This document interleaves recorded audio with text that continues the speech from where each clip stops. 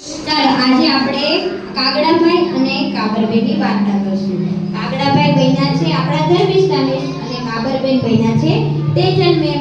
તો એકવાર કાગડાભાઈ અને કાબરબેન બંને મળે છે અને કાબરબેન કહે છે, કાગડાભાઈ ચાલો ને ચોમાસાના અનાજનો સંગ્રહ કરવા માટે આપણે ખેતર લઈએ. તો ચાલો ખેતર લઈએ અને એને ખેડવાનું શરૂ કરીએ. તો કાગડાભાઈ અને કાબરબેન બંને એની ચાંચથી ખેતર ખેડે છે. ખેતર ખેડતા ખેડતા કાગડાભાઈ અને કાબરબેન બંને ખેતર ખેડે છે અને ખેડતા ખેડતા છે ને કાગડાભાઈની ચાંચ તૂટી જાય છે. ઓય બાપા, અરે રે, મારી ચાંચ તો તૂટી ગઈ. એ કાબરબેન, ચાલો ને હું મારી ચાંચ સાચી કરાવીને આવું છું. જે કાગડાભાઈ છે ને એ બન્યા છે વાંદરાભાઈ પાસે, ડોક્ટર પાસે જાય છે અને કહે છે કે ડોક્ટર મારી ચાંચ તૂટી ગઈ છે, મને સારી કરી દો. અને અહીંયા કાબરબેન તો ખેડવાનું શરૂ જ રાખે છે ખેતર. એ તો એનો આખો દિવસ આખું ખેતર ખેડી નાખે છે. હવે બીજો દિવસ થાય છે અને કાબરબેન છે ને એ ફરી આવે છે અને કાબરબેન એમ કહે છે, ચાલ ને હું એક કામ કરું, કાગડાભાઈને બોલાવી આવું અને કહું કે ચાલો હવે દાણા વાવવાનો ટાઈમ થયો છે. હવે કાબરબેન જાય છે કાગડાભાઈ પાસે. એ કાગડાભાઈ ચાલો, ખેતર તો ખેડાઈ જ ગયું છે, ચાલો આપણે હવે એમાં દાણા વાવીએ.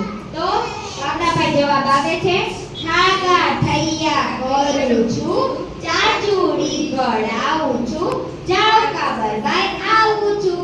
કાબરભાઈ કે કાઈ વાંધો નહીં ભાઈ, ચાલો હું જ મારી રીતે દાણા વાવી દઉં. કાબરબેન તો ધીરે ધીરે કરતા આખા ખેતરમાં દાણા વાવી દે છે. બધા દાણા વવાઈ ગયા છે. કાબરબેન એમ થયું, ચાલો હવે પાણી પાવાનો ટાઈમ થયો, ચાલો હું ફરી પાછા કાગડાભાઈને બોલાવી આવું. કાગડાભાઈને બોલાવવા જાય છે. એ કાગડાભાઈ ચાલો દાણા વવાઈ ગયા છે, હવે પાણી પાવાનો ટાઈમ થયો છે.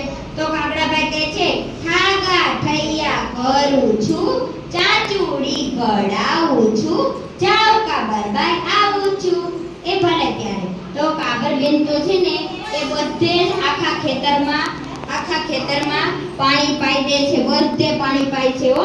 અને સરસ મજાનું અનાજ નીકળી ગયું છે ભાઈ. પાણી રોજ પાય છે અને એમ થયું હવે તો અનાજ ઉગી ગયું છે, ચાલો હું પાછા કાગડાભાઈને બોલાવી આવું. એ તો કાગડાભાઈને પાછા બોલાવવા જાય છે.